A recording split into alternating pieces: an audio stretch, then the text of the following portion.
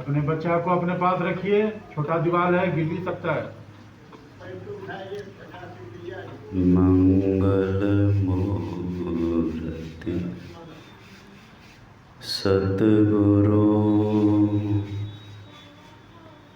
मिलवै सर्वा धार। मंगलमय मंगल करना बिनवाऊं बारंबार।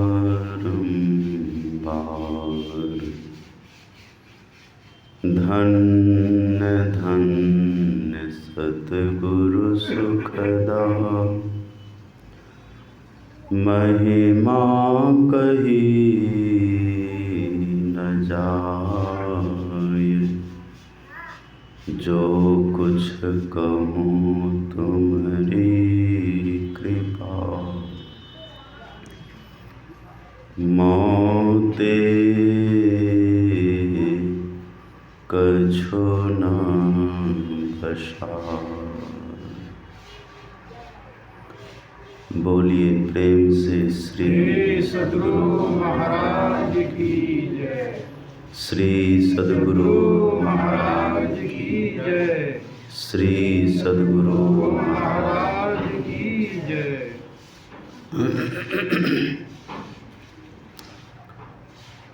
परम आदरणीय सत्संग प्रेमी महानुभावों,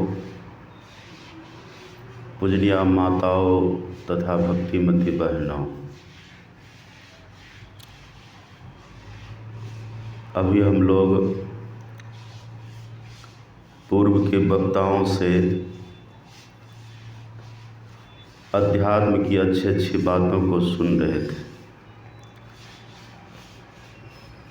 हमारे गुरु महाराज जी कहते थे,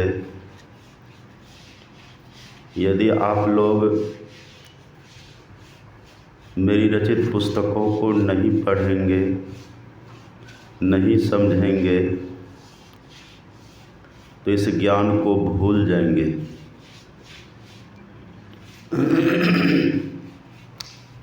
उदाहरण में कहते थे हमारे गुरु महाराज, पहले जो विद्यालय में पढ़ाई होती थी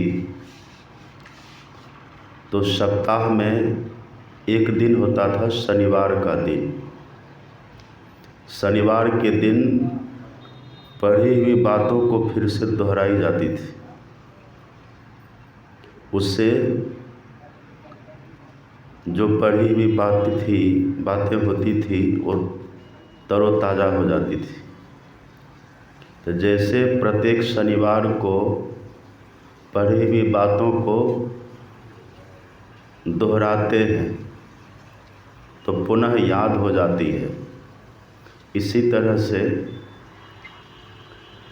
बारंबार पढ़ना चाहिए, स्वाध्याय करना चाहिए। हम लोग घर में रहते हैं, प्रतिदिन झाड़ू लगाते हैं, सफाई होती है। अगर झाड़ू नहीं लगाएंगे तो गंदगी फैलेगी, सफाई नहीं होगी। ये दोहराना बहुत ज़रूरी है। भागवत आप पढ़ेंगे, भागवत में परीक्षित जी ने सुखदेव जी से प्रश्न किया कि मनुष्य का कर्तव्य क्या है। हे योगियों के परम गुरु, अथ पृच्छामि त्वां योगिनां परमं गुरुम। हे योगियों के परम गुरु, मैं आपसे पूछता हूँ, मनुष्य मात्र का कर्तव्य क्या है। तो वहाँ सुखदेव जी ने मनुष्य का 3 कर्तव्य बताया है। आप पढ़ेंगे भागवत का 2 स्कंध, वहाँ आता है। सुखदेव जी कहते, राजन श्रोतव्यः कर्तव्यश्च स्मर्तव्यश्च क्षता भयम्। ये 3 काम है।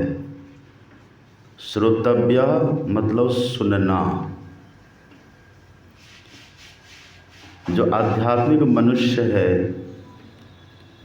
है, इनको पहले सुनना चाहिए। किससे सुनना चाहिए? तो गुरुजनों से सुनना चाहिए। तो पहला काम है गुरुजनों की बात को सुने, गुरु के ज्ञान को धारण करे। और दूसरा काम कहते हैं कृतितव्यश्च। जो ज्ञान को सुने हैं फिर उसको सुनावे।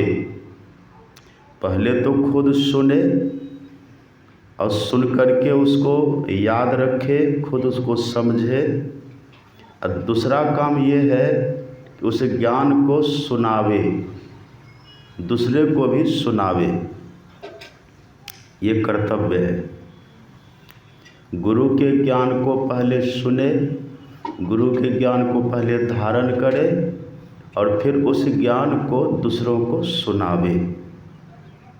ये दूसरा काम है।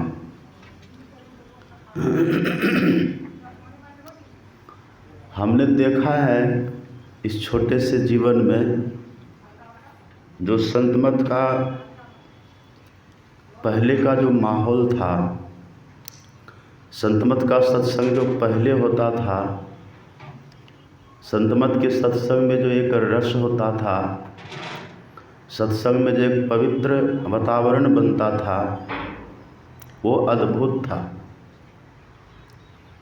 लेकिन अब वो नहीं रहा। कारण क्या हुआ? जो संत मत के ज्ञानी महापुरुष थे, जिनके पास संत मत का प्योर ज्ञान था, ज्ञान भी था और आचरण भी था, वे महापुरुष धीरे धीरे संसार से महाप्रयाण कर गए। और जब वे महापुरुष रहते थे तो उस समय नए नए साधु भी बहुत होते थे। साधु होते थे और वे साधु सेवा भी करते थे, स्वाध्याय भी करते थे और आगे बढ़ने का प्रयास भी करते थे। लेकिन ऐसे ऐसे महापुरुषों के जाने के बाद, जो उसके बाद के बहुत साधु हुए, आप लोग खुद जानते हैं, तब भी हम कहते हैं, बहुत तो ऐसे हुए जो साधु बन के कपड़ा पहन के पुनः शादी कर ली, और शादी कर लिए, अब कुछ को शादी करा दिया गया। इससे साधुओं की संख्या घटी। उसके बाद भी जो कुछ साधु बचे अपने यहाँ, तो इधर देखा कि गृहस्थ लोग हमारा सम्मान नहीं करते हैं, क्योंकि वो अध्ययन नहीं था। जितना अध्ययन रहे और दूसरों को सुना सके, कम पढ़े लिखे साधु थे, उतना स्वाध्याय नहीं था, उतना अध्ययन नहीं था, तो जिस तरह से सुनाना चाहिए उस तरह से सुना नहीं पाते थे, तो सत्संगी लोग उतना सम्मान नहीं करते थे। और कई बार ऐसा होता था कि जब वो अस्वस्थ होते थे, उनके उपचार के लिए उनके पास पैसे भी नहीं होते थे। कभी काल उसके वस्त्र फट जाते थे, उनको जल्दी वस्त्र भी नहीं मिलता था। और जिनके आश्रय भी लोग रहते थे, वो तो संसार में रहे नहीं। तो बहुत से साधु, सैकड़ों साधु झारखंड और बिहार छोड़ करके चले गए हरिद्वार, ऋषिकेश। अभी भी आप उधर जाएंगे, संत मत के साधुओं का झुंड मिलेगा आपको। पंजाब में गरीबदासी आश्रम में जाकर के देखेंगे, अधिकतर संत मत के साधु उनके ग्रंथों का पाठ करते हैं। मेरे साथ कई साधु ऐसे रहे, साथ में रहे और थोड़े दिन के बाद साथ छोड़ दिए। हम कितना कहते रहे कि साथ में रहते, थोड़ा पढ़िए लिखिए, संतवाणी का अध्ययन करिए, कुछ श्लोक याद करिए, लेकिन नहीं करते थे। बाद में मेरा साथ छोड़ करके चले गए उधर ही, और उधर जा कर के 5,000 रुपये महीना देता है वहाँ। बस 5,000 रुपये महीना लेता है वहाँ खाते हैं और उनके ग्रंथ का 24 घंटा में 8 घंटा पाठ करते हैं। अब 5,000 रुपये महीना मिलता है, कपड़ा अलग से मिल जाता है, कुछ एक्स्ट्रा आमदनी भी हो जाती है। उधर चले गए। अब उधर जाने का फल ये हुआ, परिणाम ये हुआ कि ध्यान का समय होता है, पर ध्यान के समय पाठ करना पड़ता है। स्तुति विनती का समय होता है, पर स्तुति विनती के समय भी पाठ करना पड़ता है। तो धीरे धीरे सब छूट जाता है। कई साधु ऐसे हुए जो उनका पाठ करते करते संत मत को छोड़ करके उधर ही चले गए। ऐसे भी बहुत साधु हुए। एक साधु और मेरे साथ ही रहता था, मेरे साथ हरिद्वार गया, वहाँ हम रहे। फिर वहाँ से कहीं हमको जाना था, चले गए उधर। अब वो इधर मेरे पीछे में किसी दूसरे के आश्रम में जा कर के रहने लगे। जब उसको हम पूछे क्या हुआ जी, कहा कि हाँ बाबा, थोड़े दिन तक लघु कौमुदी पढ़ लेते हैं और तब फिर से हम आ जाएंगे। बोले ठीक है, पढ़ो। पढ़ने लगा। फिर वहाँ कुछ दिन के बाद जब हम गए तो उनके कमरा में गए, जिस आश्रम में रहते थे उसके कमरा में हम गए, तो कहीं गुरु महाराज का चित्र हम नहीं देखे। न कहीं गुरु महाराज जी का चित्र देखे, न कहीं पदावली देखे, न सत्संग योग देखे, न रामचरितमानस सार सटीक देखे, मतलब संतमत की कोई पुस्तक नहीं देखे, न तो गुरु महाराज जी का चित्र ही देखे। तो उनको हम पूछे आप ध्यान नहीं करते हैं?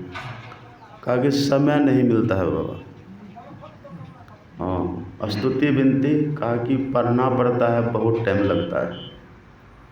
तो उनको मैंने थोड़ा डांटा भी कि आपको गुरु महाराज के ज्ञान पर गौरव नहीं है, आप संतमत के साधु हैं, आपको संतमत की महिमा का पता होना चाहिए।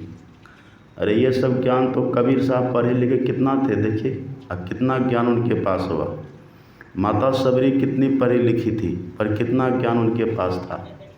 ये तो संतमत का ज्ञान ऐसा है, साधन भजन करिए, दिव्य ज्ञान प्रकट होगा भीतर से। कहाँ प्रयास करेंगे। हाँ, वहाँ से इधर आए और थोड़े दिन के बाद, 1-2 महीना के बाद पता चला जिस आश्रम में वो रहते थे उसी आश्रम के महात्मा को, जो वहाँ के महंत थे, उनसे वो दीक्षा ले लिए। उनसे दीक्षा लेकर के, युवक था ये, और वो उनको भी लगा कि शिष्य मेरा कोई है नहीं, इतनी संपत्ति है, इसका उत्तराधिकारी कौन होगा। तो फिर उनका वो शिष्य बन गए और वहाँ का उनको महंत बना दिया, घोषित कर दिया। निकला था मोबाइल सब में, हमको लोग दिखाता था कि देखिए बाबा आप ही का ये है शिष्य, ना आपके साथ में रहता था। तो हमने देखा, फिर और कई महात्मा को देखे, पढ़ने के लिए वहाँ गए। तो पढ़ते पढ़ते पढ़ लिए बहुत। अब बहुत पढ़ लिए तो जो पढ़े तो फिर वो भीतर तो पचेगा नहीं। जो पढ़े हैं व्याकरण की बात तो भीतर पचेगा नहीं। मन होता है कि जो हम पढ़े ये दूसरों को पढ़ावे। तो बहुत ऐसे महात्मा देखे जो व्याकरण पढ़ लिए संस्कृत का, अब पढ़ाना है तो दूसरे मत में पढ़ाने के लिए चले गए। दूसरे मत में पढ़ाने के लिए चले गए, और वहाँ जो गए पढ़ाने के लिए, तो फिर वहाँ पढ़ाते पढ़ाते खुद भी उसी का हो गए। और एक को तो हमने यहाँ तक देखा अभी है, एक को देखा कि पढ़ लिए, संतमत में रह कर के पढ़े, संतमत के लोगों से खर्च लेकर के पढ़े। अब पढ़ कर के जब संस्कृत से आचार्य कर लिए, अब उनके पास ज्ञान हो गया, तो दूसरे मत के महात्मा ने उसको प्रलोभन दिया, अगर तुम मेरा शिष्य बन जाओ तो हम तुमको मंडलेश्वर बना देंगे। कहा ठीक है बन जाएंगे। कहा ऐसे नहीं बनेंगे, आधार कार्ड बदलना होगा, पैन कार्ड बदलना होगा, अब गुरु का जो नाम दिए हो ना, गुरु महाराज जी का नाम, का वो सब नाम काट करके मेरा नाम देना होगा। अब वो सहर्ष स्वीकार कर लिया, गुरु महाराज जी का नाम काट करके हटा करके और फिर उनका नाम दिया और वो महामंडलेश्वर बन गए। अब एकदम त्रिपुंड तिलक लगाते हैं, मोटी मोटी माला पहनते हैं, आगे पीछे सैकड़ों लोग लगे रहते हैं, और वो मंडलेश्वर बन गए और संतमत की क्षति हुई। संत मत से लेकर के पढ़े लिखे समझे अयोग्य हो गए तो फिर वो दूसरी जगह चले गए। इस तरह से हमने देखा कि संत मत किस तरह से पतन की तरफ जा रहा है। और जो हम लोग सत्संगी अभी हैं, किसी को आपस में मेल प्रेम बहुत कम है, एक दूसरे का टांग खींचने में लगे हुए, एक दूसरे की कमी निकालने में लगे हुए, किस तरह से इनको हम पछाड़ें, किस तरह से उनको पछाड़ें। ये गांव घर से लेकर के सोशल मीडिया तक फैला हुआ है। आप देखिए मोबाइल में क्या क्या निकलता है। जो महापुरुष अभी नहीं है, संत मत के महापुरुष, उनके ऊपर कीचड़ अब उछाला जा रहा है। ये कितनी भयंकर ईर्ष्या द्वेष का रोग है। 21 और हम जा रहे हैं। गुरु महाराज जी ने कितनी मेहनत से, हमारे गुरु महाराज जी ने कहा, मैंने कभी भरपेट भोजन नहीं किया, कितना, और अंतिम आप जानते केवल मूंग का पानी लेकर के रहते थे। कितनी तपस्या थी इनकी और कितनी बड़ी देन है, लेकिन हम लोग उसको खिलौना समझ लिए। साधु तब खोजने से नहीं मिलता है। अब इस ज्ञान का क्या होगा। अभी जो साधु बनते हैं वो सीधा हरिद्वार ऋषिकेश की तरफ जाते हैं और वहाँ जाकर के पढ़ने लगते हैं, किसी दूसरे महात्मा के पास पढ़ते हैं, और जो महात्मा उनको पढ़ाते हैं उससे पढ़ते पढ़ते उसी महात्मा के ज्ञान को धारण कर लेते हैं और संत मत को छोड़ देते हैं। हरिद्वार ऋषिकेश में पढ़े हुए महात्माओं में से बस 1-2 महात्मा ही है जो संत मत को अब तक प्रचार कर रहा है। स्वामी व्यासानंद जी महाराज हैं, स्वामी सत्यानंद जी महाराज हैं, एक शंभू चेतन जी महाराज हैं। ये लोग उधर पढ़ करके भी संत मत के बन करके रहे, नहीं तो प्रायः महात्मा भस गए, सब दूसरे दूसरे मत में चले गए, कितने गृहस्थ बन गए। ये स्थिति, ये दुर्दशा हो रही है। इसीलिए ज्ञान को अपने तक सीमित नहीं रखना है। और हम कहते हैं जो विषय का पाठ हो, अल्लड़ बल्लड़ बकने की तो बहुत बात है, दिन भर बकते रहेंगे, ख़त्म होने वाला नहीं है।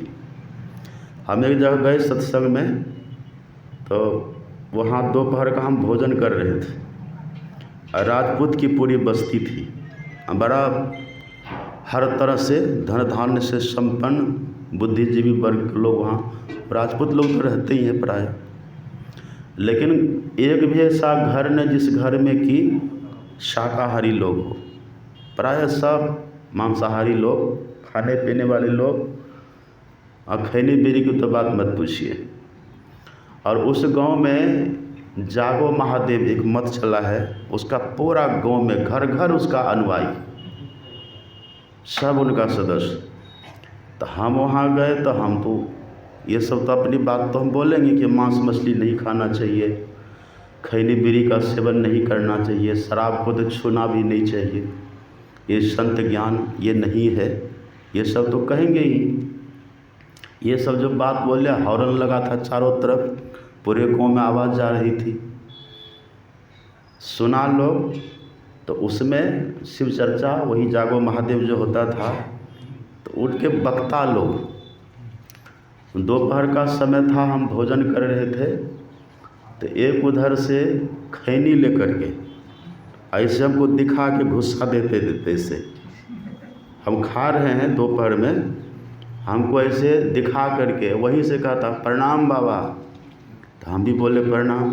अब देख रहा है जब खा रहे थे हम, उस समय तक कम से कम नहीं आना चाहिए, लेकिन जानबूझ करके वो आ गया, सामने खड़ा हो गया, खैनी लटा रहा है। हम समझ लिए कि बीमारी कुछ और है। अब फिर वो कहता है कि बाबा आप कितना घंटा प्रवचन करते हैं। तो हम बोले कितना घंटा करेंगे, कभी 1 घंटा करते हैं, कभी 1.5 घंटा भी, और कभी कभी 2 घंटा भी कर लेते हैं, और कभी जो भागवत उगवत करते हैं तो 3-3 घंटा भी करते हैं। का 3 घंटा बस, मैक्सिमम 3 घंटा। बोले हाँ। तब वो कहता है कि हम जब माइक पकड़ते हैं ना बाबा, तो एक बार में 5 घंटा से पहले नहीं रुकते। 5 घंटा पूरा करके तब छोड़ते हैं। हम बोले तो बहुत अच्छी बात है, आप बड़े ज्ञानी हैं। कहा कैसा लग रहे हैं आपको? बोला हाँ लग भी रहे हैं, अच्छे लग रहे हैं, खैनी भी लटा रहे हैं अच्छे लग रहे हैं आप। फिर उनको मैंने पूछा आप गीता पढ़ते हैं? गीता पढ़े हैं? कहा नहीं, गीता क्यों पढ़ेंगे, गीता हम क्यों पढ़ेंगे, हम क्षत्रिय हैं और गीता कृष्ण यदुवंशी उसका हम पढ़ेंगे, हम गीता नहीं पढ़ते। तो हमने कहा कि रामायण तो पढ़े होंगे, रामायण तो पढ़ते होंगे। अगर ना रामायण भी नहीं पढ़ते, गीता भी नहीं पढ़ते हैं और रामायण भी नहीं पढ़ते हैं। कहा कि ना, तो उपनिषद सब? कहा कि ना उपनिषद भी नहीं पढ़ते। तो कौन पुस्तक आप पढ़ते हैं? तो कहा हम कोई पुस्तक नहीं पढ़ते। तो हमने कहा आप गीता नहीं पढ़ते हैं, रामायण नहीं पढ़ते हैं, उपनिषद नहीं पढ़ते हैं, तो फिर आप 8 घंटा बोलते हैं क्या? ये खैनी की बात बोलते होइएगा। 5 घंटा जो आप बोलते हैं क्या बोलते हैं? एक खैनी बीड़ी की बात बोलते होइएगा। वो थोड़ा लजा गया। अरे बोलिएगा तब न, जब अध्ययन होगा तब न बोलिएगा। अकबक बकने का तो दिन भर बकते रहिए, उसका क्या है। कहने का भाव मेरा है कि हम थोड़े सा ही बोलें। गुरु महाराज जी की हिदायत रहती थी, हम थोड़े सा बोलें और जो विषय पाठ हो, जितने ही हम जानते हैं, हमको जय जयकार नहीं करवाना है, न तो जय जयकार करवाना है, न तो वाहवाही लुटनी है। गुरु महाराज खुश हों बस इतना करना है, उनकी प्रसन्नता के लिए और हमारा अध्ययन सही हो इसके लिए।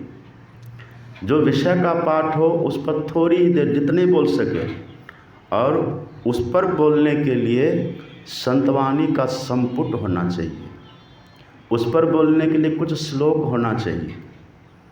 और श्लोक कहीं खोजना तो पड़ेगा नहीं, संतवाणी हमको कहीं खोजनी तो पड़ेगी नहीं। इतना हमारे गुरु महाराज जी दे करके गए हैं, अगर उतना कोई याद कर ले तो वो दिग्विजयी हो जाएंगे, विश्व विजयी हो जाएंगे। इतने कोई याद करे। सत्संग जो ग्रंथ है गुरु महाराज जी का, उसमें श्लोक है प्रथम भाग में, वेद मंत्र है 4, 52 संतों की वाणियाँ हैं। लेकिन ये सब लोग नहीं पढ़ते। अब कौन कौन दार्शनिक की बात गुरु महाराज जी नहीं करते थे। दार्शनिकों की बात को अमृत नहीं कहा गया है। अमृत है संतों का ज्ञान, अमृत है भगवंतों का ज्ञान। संत वचन व सुधा देव भी जिसके सदा भिखारी। लेकिन आप दार्शनिकों की बात को सुन करके अब पढ़ करके बड़े प्रसन्न होते हैं। हम दार्शनिकों की बात को गलत नहीं कहते, लेकिन दार्शनिकों की सब बात सही नहीं होती है। पर जो संतवाणी है वो तीनों काल में सत्य होती है, वो अकाट्य होती है। राम की बात कभी नहीं कटेगी, कृष्ण की बात कभी नहीं कटेगी, कबीर नानक बुद्ध की बात कभी नहीं कटेगी। वो अकाट्य है।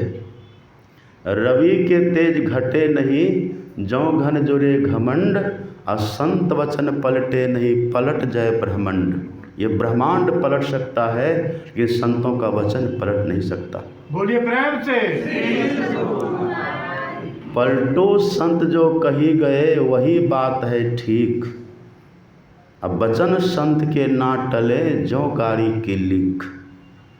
तो ये संत का ज्ञान, इसका अध्ययन करना चाहिए। कबीर साहब की वाणी, गुरु नानक साहब की वाणी, सूरदास जी की वाणी, तुलसीदास जी की वाणी, इन संतों की वाणी का अध्ययन, उनको याद करना है। संकल्प कर लीजिए सब सत्संगी के रोज़ हमको एक श्लोक याद करना है, या संकल्प कर लीजिए सत्संग योग से एक श्लोक हमको रोज़ याद करना है, एक संतवाणी रोज़ याद करना है। हम लोग तो पढ़े लिखे भी नहीं हैं, आप लोग तो मास्टर थे, कितने बच्चे को पढ़ा करके क्या क्या बना दिए हैं। जब ओम बाबू हमारे इतने प्रवचन कर सकते हैं, विनोद बाबू कर सकते हैं, तो रघुनाथ बाबू क्यों नहीं कर सकते हैं? अरुण बाबू क्यों नहीं कर सकते हैं? मणिकांत बाबू क्यों नहीं कर सकते हैं? ये गौशाला का न्यू प्रोडक्ट होना चाहिए कुछ। और देखते हैं वो है ठाकुर अनुकूल चंद्र में जाकर के देख के सब गृहस्थ प्रचारक होते हैं जी। उनका क्षेत्र बंधा हुआ होता है, सब जाते अपने क्षेत्रों में प्रचार करते हैं। ठाकुर अनुकूल चंद्र में एक भी साधु नहीं मिलेंगे आपको, सब गिरफ्त है। सब गृहस्थ होते हैं। जी। राधा स्वामी में देखिए, हाँ। उसमें देखिए पंजाब के कितने मत संप्रदाय, उसमें जाके देखिए साधु कहाँ, इधर साधुओं का झुंड खड़ा हुआ हमारे यहाँ सब अपने संत मत में झुंड हुआ, लेकिन अब उसी तरह से सब पतन की तरफ जा रहे हैं। और जो कुछ बच्चे हैं उसको नोचने में लोग लगे हुए हैं, वो भी उब करके भाग रहे हैं। हरियाणा, पंजाब, हरिद्वार, ऋषिकेश जा रहे हैं, दूसरे मत को अपना रहे हैं, क्योंकि यहाँ आप उनको गाली देते हैं, आप उनका अपमान करते हैं, आप उनको प्रेम प्यार नहीं देते हैं। आपको विद्या बुद्धि बहुत है, आप उसकी नुक्ताचीनी करते रहते हैं। देखिए ना सोशल मीडिया में क्या सब हो रहा है। अरे किसी से कोई गलती है उसका सुधार होता है, उसको आप नोच करके खा पका जाइए, भूल इंसान से होती है, उसका सुधार होता है। एक किस ओर आप जा रहे हैं? खैर जो हुआ, लेकिन अब भी संभलिए, सब ज्ञानी बनिए। अब पक्की बात है, एकदम सच्ची बात है, जब आप प्रवचन करेंगे तो आपको भीतर से होगा कि नहीं हम कल क्या सुनेंगे, तो आपको अध्ययन करने का मन होगा। जी। एकदम हम क्या बोलें? हाँ, कल हमको बोलना है जी। तो क्या बोलेंगे, उस बहाने आप पढ़ेंगे। अब प्रवचन तो देख के करिएगा नहीं, याद तो करना पड़ेगा। आप याद करेंगे, संतवाणी याद करेंगे। अब मेरी बात को याद रखिएगा कि बाबा बोले हैं पाठ जो हो उसी पर बोलना है, अल्लड़ बल्लड़ बोलना नहीं है। जो पाठ हुआ उसी पर बोलना है, तो आप उसके अनुकूल आप याद करेंगे, पढ़ेंगे, स्वाध्याय करेंगे तो कितना लाभ हो जाएगा। ये जो याद करेंगे ना, ये जो संस्कार भी चित्त में बैठेगा, ये मानव तन दिलेगा। नहीं तो हम देखते हैं 25 साल 30 साल हो गया सत्संगी को एक भी संतवाणी याद नहीं है। भजन गाने के लिए कहिए तो पदावली खोजते हैं, किधर है पदावली? कोई भजन वाली पुस्तक खोजते हैं, किधर है? ये स्थिति क्यों है? और हमारे गुरु महाराज जी का नियम था सुबह शाम प्रवचन, रात में केवल संतवाणी गायन। जी। उस समय कोई किताब लेके गाएगा नहीं, क्रम क्रम से सबके पास माइक जाता था और मुँह जवानी गाते थे। और ये भी होता था एक संत की वाणी यदि एक आदमी गा दिया तो उस संत की वाणी फिर दूसरा नहीं गाएगा, दूसरे संत की वाणी गाएंगे। इतना इस बात को अपनाइए। यहाँ गौशाला में सब पढ़े लिखे लोग हैं, हमको बहुत अच्छा लगता है। कल जो सुने रघुनाथ बाबू का, कितना बढ़िया, कितना अच्छा बोले, आज भी कितना अच्छा बोले। हमारे अरुण बाबू कितना अच्छा बोले। इस तरह से जब बोलेंगे ना तो खुद तो लाभ होगा ही, और संतमत के लोगों को लाभ होगा। और संकल्प करिए कि सत्संग जो गुरु महाराज का जो ग्रंथ, और भी जितने ग्रंथ हैं, पदावली हैं, रामचरितमानस सारसठिक हैं, इस सब के अलावा कोई किताब पढ़ेंगे ही नहीं। बस गीता है, रामायण है, भागवत, जो गुरु महाराज जिसकी मान्यता दिए हैं, जो संतवाणी है, उसी को पढ़ेंगे। सत्संग सुधा है, सत्संग सुधा है, उसी को पढ़ेंगे। और उसको पढ़ करके दिमाग में बात को अटाइए, आपको लगेगा कि नहीं हम बदल रहे हैं, आप खुद से फील करिएगा। और तब यदि ध्यानाभ्यास यहाँ होगा, हम नहीं भी रहेंगे अथवा हमारे जैसे महात्मा यहाँ नहीं भी रहेंगे, तो आप लोग थाम लीजिएगा। और लोगों को कभी नहीं खलेगी, क्योंकि लोग चाहते हैं ना, श्रोता चाहते हैं कि हमको ऐसा खुराक मिले जिससे प्रेरणा मिले, जिससे प्रेरणा मिले, जिससे हमारा आत्मबल बढ़े। वो होगा तो बहुत अच्छा हमको लगा। तो ये थोड़ी मैंने अभी की जो स्थिति है हमारे संत मत की, वो मैंने कही। अब हम लोग थोड़ा सा चलते हैं विषय पर। अभी हम लोगों ने पाठ सुना था कठोपनिषद का पाठ। और कठोपनिषद में यम ने नचिकेता को उपदेश दिया है। यम नचिकेता संवाद है कठोपनिषद।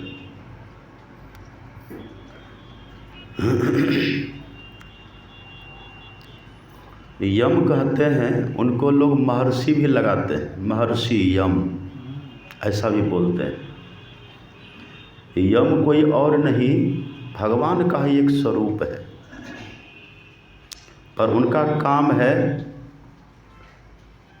दंड देना। इसलिए महर्षि यम का दंड प्रसिद्ध है। तो महर्षि यम का उपदेश हम सुन रहे थे। उत्तिष्ठत जाग्रत प्राप्य वरान्नि बोधत क्षुरस्य धारा निशिता दुरत्यया दुर्गम पथस्तत् कवयो वदन्ति। महर्षि यम कहते हैं उठो और जागो। अभी हमारे विनोद बाबू कह रहे थे कि यहाँ हम लोग पहले जगते हैं और तब उठते हैं। संसार में हम लोग पहले जगते हैं और तब उठते हैं, लेकिन यहाँ महर्षि यम कहते हैं कि पहले उठो और जागो, मतलब पहले उठने की बात करते हैं।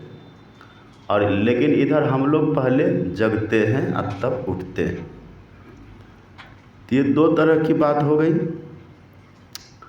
लेकिन नहीं, आप विचार करेंगे तो जो संसार में घटित होता है वही महर्षि यम भी कह रहे हैं।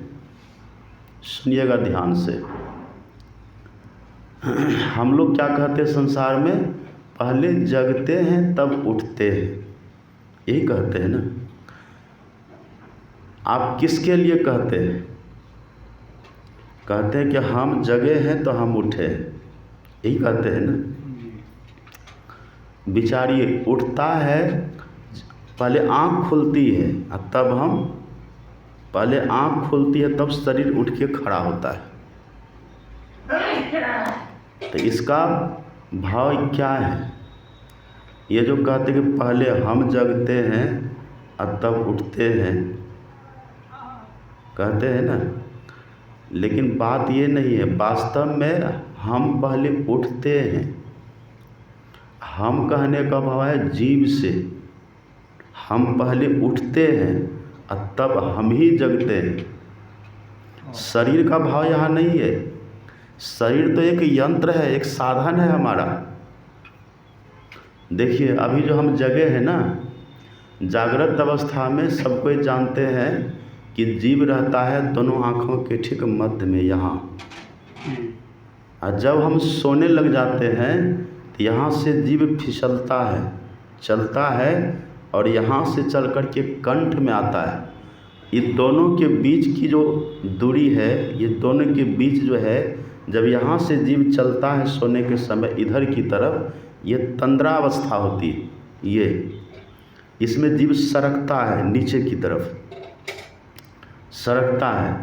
और सरक करके मतलब नीचे की तरफ आकर के कंठ में आता है, नीचे फिसल करके कंठ में आता है। तो जब यहाँ आता है जीव, वो अवस्था होती है स्वप्नावस्था। अब फिर यहाँ से भी जीव सरकता है नीचे की तरफ, तो हृदय में आता है और वो अवस्था होती है सुषुप्ति अवस्था, गहरी नींद की अवस्था होती है। तो हम ही ऊपर से नीचे गिरे तो हम सो गए, हम ही गिरे तो हम ही सो गए। शरीर तो वैसे पड़ा हुआ है, शरीर वैसे है। ये शरीर पहले भी, अभी जो शरीर है ना, हम है तब न शरीर है। हम है, हमारी सत्ता से शरीर है। हम नहीं रहेंगे तो शरीर नहीं रहेगा। ये यंत्र है, ये साधन है हमारा, इसमें हम काम कर रहे हैं। तो हम जब यहाँ रहते हैं तो जगह है, यहाँ से नीचे गए तो स्वप्नावस्था और गहरी नींद की अवस्था आती है, सुषुप्ति अवस्था आती है। अब देखिए क्या होता है, सुनिएगा ध्यान से। अब हम ही उठते हैं यहाँ से, अब हृदय से हम ही उठेंगे पहले। समझ रहे हैं कि नहीं बात? कहाँ हैं आप लोग? यहाँ हैं कि नहीं?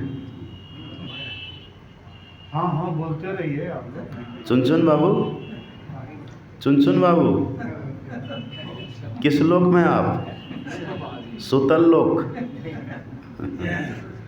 सावधान होकर बैठिए।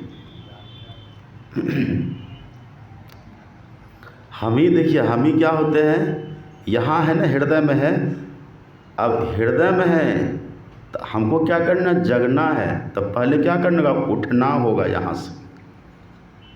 पहले हम क्या करते, उठते हैं, यहाँ से उठेंगे, उठ करके यहाँ से हृदय से उठे, उठ करके हम आ गए कंठ में, फिर सपना देखने लग गए। फिर यहाँ से उठे, उठ करके आ गए आँख में, फिर जग गए। तो पहले उठे कि पहले जगे? पहले क्या हुआ, हम पहले उठे तब न जगे। यमराज क्या कहते हैं, उत्तिष्ठता जागृत, वही बात है। ये जो हम कहते हैं ना, पहले हम जगते हैं तब उठते हैं, तो शरीर और हम अपने को मिला के तब बोलते हैं, वो बात गलत है। कोई भी पहले उठते हैं तब जगते हैं, ये बात सत्य है। हाँ, लेकिन ये बात को सब नहीं समझेंगे। जिसके पास अध्यात्म ज्ञान नहीं है वो नहीं समझेंगे। उसके पास आप बोलेंगे तो आपको पागल तक कह देगा, है यार सत्संगी ऐसे होता है, पागल है ये सब, ऐसे कह देगा आपको। बात हकीकत यही है कि पहले हम उठते हैं और तब हम जगते हैं। इसीलिए देखिए, अब यहाँ तक तो हम आ गए हैं, यहाँ तक तो अपने से हम जग गए, लेकिन ये जो जगना अभी हम जगे हैं, इस जगना को संतों ने जगना नहीं कहा है। हमारी ये जगना भी वास्तव में सोना ही है। क्यों सोना है? देखिए, संत कहते हैं, माया मुख जागे सब है, सो सुता कर जान। इसको सोया हुआ ही समझ लीजिए, ये जगा हुआ नहीं है। तब जगा हुआ किसको कहिएगा? दरिया जागे, जो जगेंगे ब्रह्म दिशी, वो ईश्वर की तरफ होगा।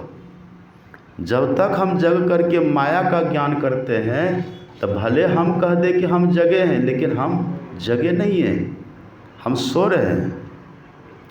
माया मुख जागे सब है, सो सुता कर जान, दरिया जागे ब्रह्म दिशी, सो जागा प्रमाण। असल में वो जगता है। तो अभी हम वास्तव में सो रहे हैं। आप कहेंगे कि बाबा सोते थे रात में, और अभी तो दिन है, दिन में तो लोग जगते हैं, तो आप कैसे कहते हैं सोए हुए? यहाँ देखिए, सब काम कर रहे हैं, कोई खेतों में काम कर रहे हैं, कोई दुकान खोल करके बैठे हैं, कोई अपने ऑफिस में बैठे हैं, कोई घर में काम कर रहे हैं। सब दिन हो चुका है, सब काम कर रहे हैं। नहीं नहीं, अभी भी रात है। कौन सी रात है? इसको कहते हैं मोह रूपी रात्रि। क्या कहते हैं? मोह रूपी रात्रि। अभी जो रात्रि बीती है ना, ये रात्रि है 12 घंटे की रात्रि। ये रात्रि तो बीतती है, फिर दिन आता है। लेकिन जिस रात्रि में आप और हम, ये जीवात्मा सो रही है, ये रात्रि तो वर्षों की है, ये रात्रि तो युगों की है, शताब्दियों की है ये रात्रि। इसको कहते हैं मोह निशा। क्या कहते हैं इसको? ये मोह रूपी रात्रि है। मोह निशा सब शोभ निहारा। अब देखिए, सपन अनेक प्रकारा। ये जो आप कहते हैं ना कि हम खेत में काम कर रहे हैं, हम ऑफिस में बैठे काम कर रहे हैं, हम अपने घरों में काम कर रहे हैं, ये जो आप कहते हैं ना, बस ये वैसा ही है जैसा हम कुछ कुछ सपना में करते हैं। ये वैसा ही है। आप देखते हैं ना, व्यक्ति सपना में भी खाना बनाता है, नहीं देखा आपने? व्यक्ति सपना में भी हल जोतता है, नहीं देखा आपने? व्यक्ति सपना में भी पढ़ता है पढ़ाता है, तो बस जैसे वो सपना है ना, वो सपना कभी आधा घंटा का होता है, कभी 1 घंटा का होता है। ये जो सपना चल रहा है हमारा, ये जन्मों का सपना है, ये युगों का, ये वर्षों का, ये शताब्दियों का सपना है, ये चल रहा है। ये सपना जब हमारा टूटेगा, तुलसीदास जी कहते हैं, मोह निशा सब सोव निहारा, देखिए सपन अनेक प्रकारा। सब सो रहे हैं, सब सोए हुए, कौन जगते हैं? जगे हुए कौन है? यही जग जामिनी जाग ही जोगी, एक ही जगह रहते। कौन जगते हैं? जोगी।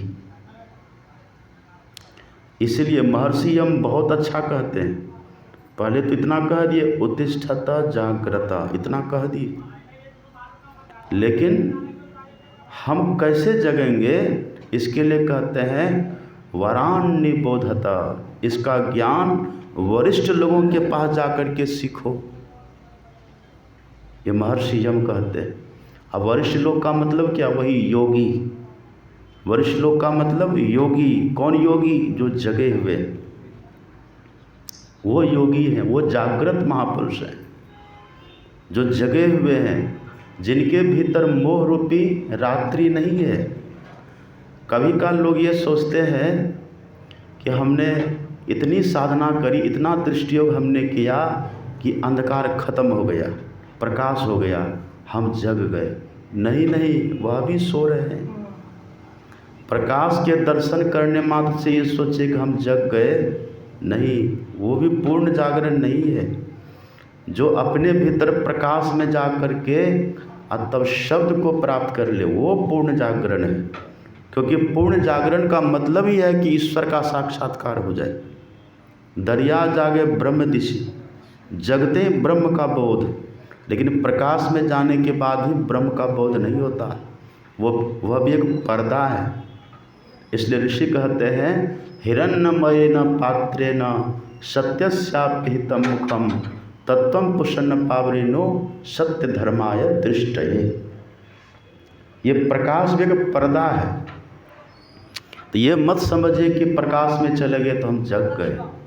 हाँ, प्रकाश में गए, आप में बहुत सामर्थ्य हो गया, आप अंतर्जामी हो गए, दूसरे के मन की बात समझने पढ़ने लग गए। सुन रहे हैं आप लोग?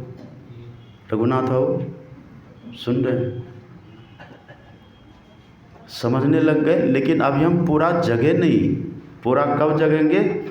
जब सार शब्द को पकड़ लेंगे तब, क्योंकि सार शब्द ही नाह मिलावे और नहीं कोई।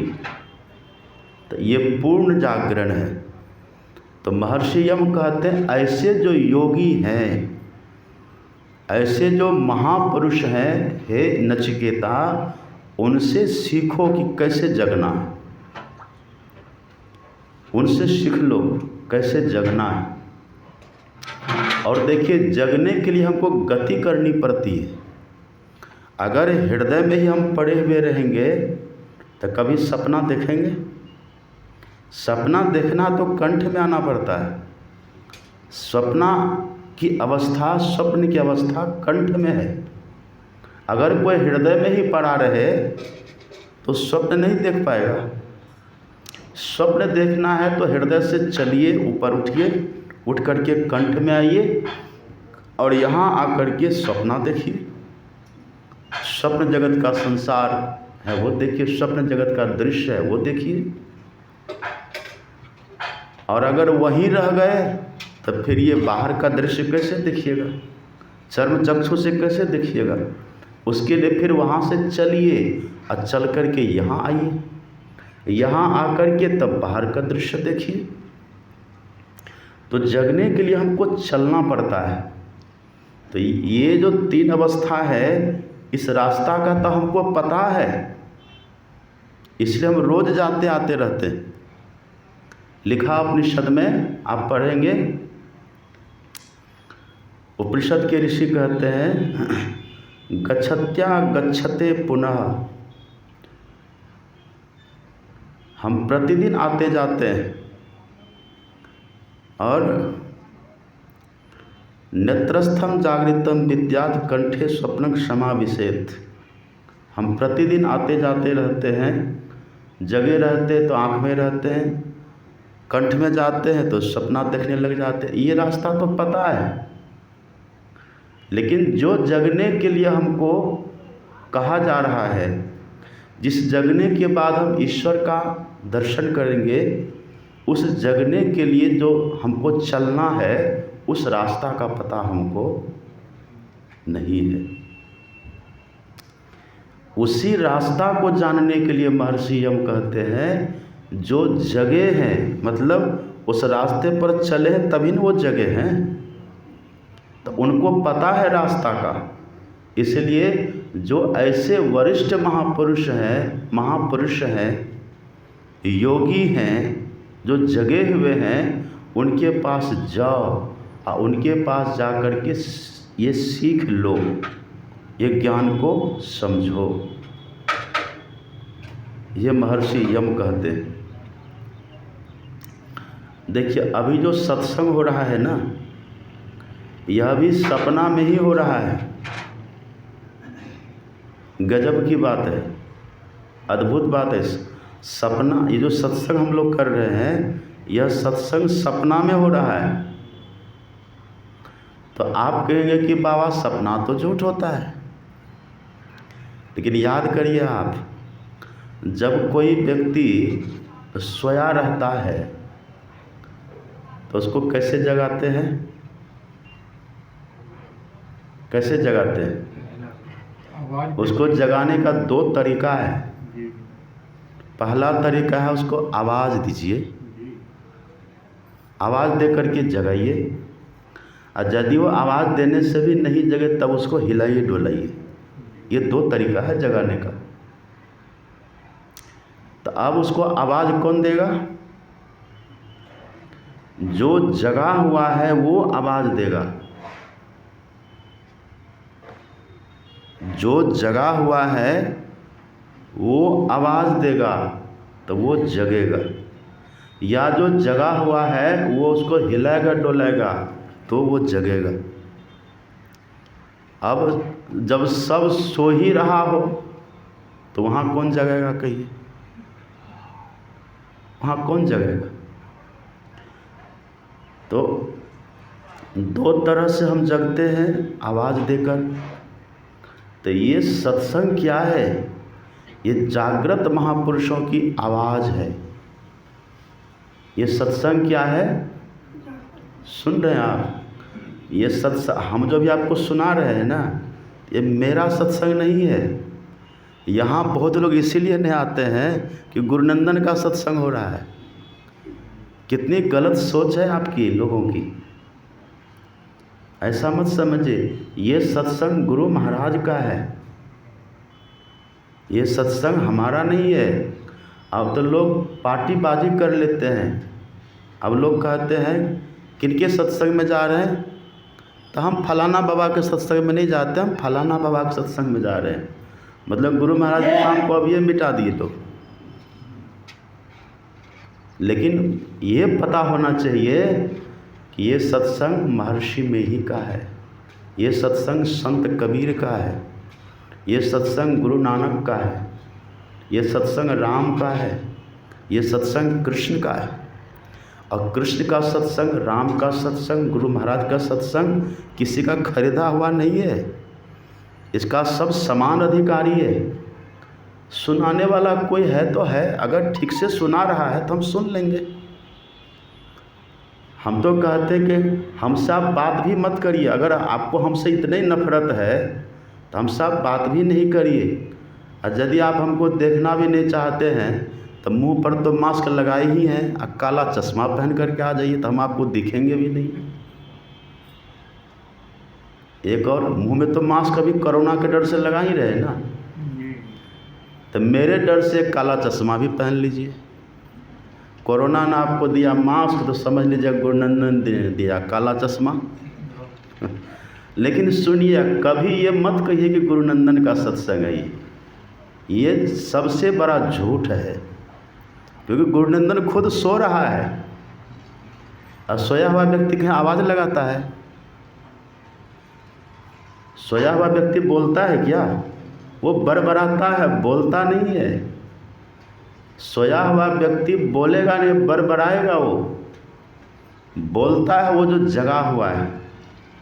तो ये सत्संग गुरु महाराज का है। ये सत्संग व्यास, वाल्मीकि, सुखदेव, याज्ञवल्क्य, जनक, वशिष्ठ, दधीची, बुद्ध, महावीर, उनका सत्संग है। ये जागृत महापुरुषों का सत्संग है।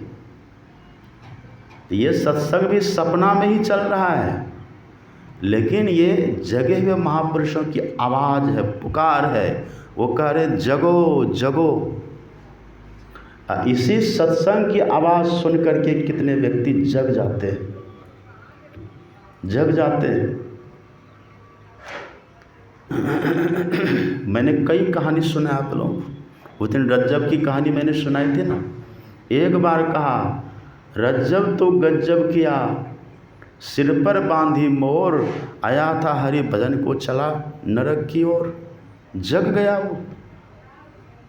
मीरा को उनकी माँ ने, मीरा घर में थी और बगल से बारात गुजर रही थी। छोटी थी मीरा, संस्कार था पहले का संस्कार था। बारात चली जा रही थी।